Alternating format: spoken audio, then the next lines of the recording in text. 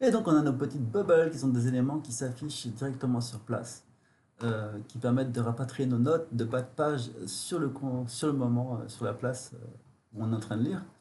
Et notamment, c'est aussi le cas, c'est aussi très pratique pour la personne qui écrit le texte, qu'elle a juste qu'à mettre un connecteur comme ça. Un connecteur, c'est dans les crochets, où il met son texte et il spécifie le connecteur note, ce qui fait qu'au moment où on arrive dans cette partie du texte, la partie, pardon, hop, hop, elle était là, c'est facile.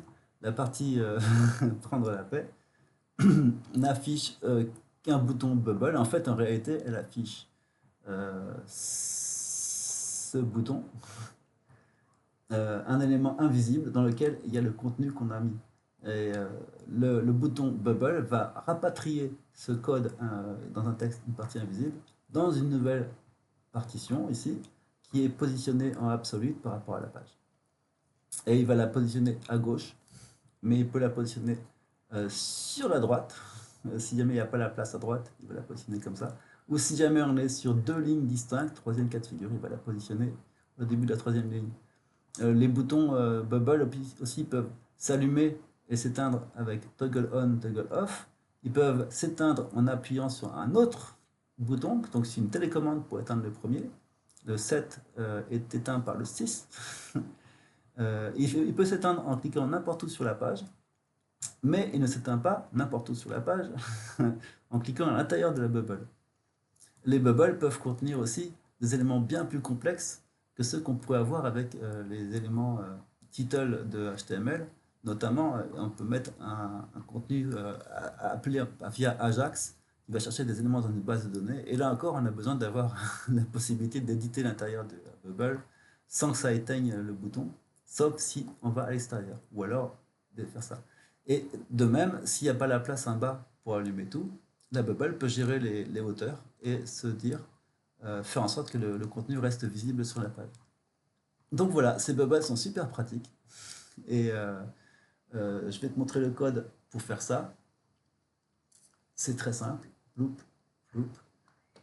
Voici le code qui permet de faire le positionnement des pages. C'est uniquement ce code-là. Et c'est tout. Et c'est fini. Il n'y a que ça.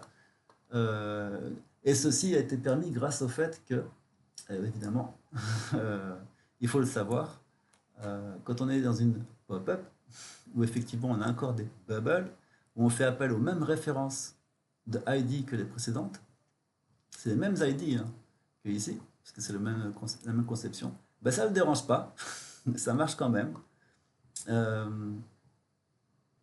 En l'occurrence ici, il est délimité par sa pop-up, donc la partie minimum à gauche, c'est celle-là, et la partie maximale à droite qui va déterminer s'il n'y a pas la place, c'est celle-là à droite.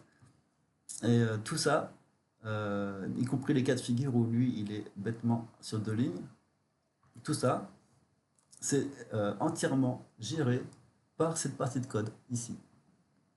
Voilà. Dans laquelle on mesure, ben, on a la position du bouton, la position POB du bubble, la position POC de la pop-up, qui est optionnelle. Dans ce cas-là, on fait un calcul pour voir si ça dépasse à droite. Sinon, on fait un calcul pour voir si ça dépasse à droite. Sinon, on fait un calcul pour voir s'il faut sauter de ligne. Et c'est tout. Fin de l'histoire. Donc finalement, c'est quand même vachement simple parce que c'est quand même un élément vachement simple à faire, euh, à condition d'avoir compris le concept extrêmement important qui consiste à placer un élément absolu à l'intérieur d'un élément relatif, spécifiquement, parce que sinon, il n'est pas visible. La position est censée être relative par défaut, donc on n'est pas censé le spécifier explicitement. Mais si on ne le fait pas, l'objet absolu va être figé sur la page et on pourra scroller comme on veut, il restera toujours au même endroit. Là, pour qu'il soit absolu et à la fois relatif à son bouton, il faut que l'élément soit dans un parent qui est spécifiquement relatif. Et donc en faisant ça, la position de cet objet est de left 0, la position x en hauteur, y en hauteur, elle n'a pas besoin d'être définie puisque c'est celle du bouton. Et on a simplifié tellement drastiquement la complexité du code pour avoir un positionnement astucieux de ces bulles que finalement il n'est resté que ces quelques lignes de code qu'on a montrées.